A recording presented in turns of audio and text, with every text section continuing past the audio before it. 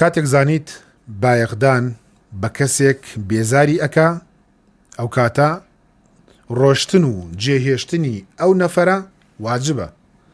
لەبەر چی؟ لەبەر پاراستنی کەرامەت و شخصیەتی خۆت.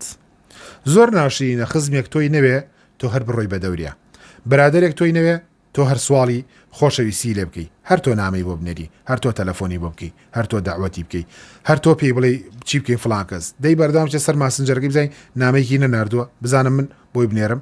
ئەگەر زانی کەسێکاوە هەز بە ئیزعاجێ دەکات و تەبیعەتی تۆی بەدڵ نییە، لە کاتێکا تۆ تەبیعەتت چاک مسلمانانە پیاوانەیە، ئەو کاتە ڕەحیل و جێهێشتنی و کەسە واجبە لحفظی کەرامەتیک، بۆی کەرامەت و شخصیاتی خۆت پارێزی.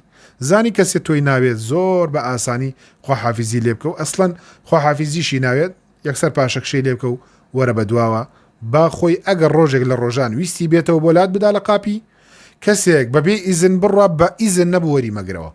ئەوە قاعدەیەکی زۆر جوانە لە ژیانمانە. خوای پەروەردگار عەقڵ و هۆشیاریمان پێ ببەخشێ. والحەمد.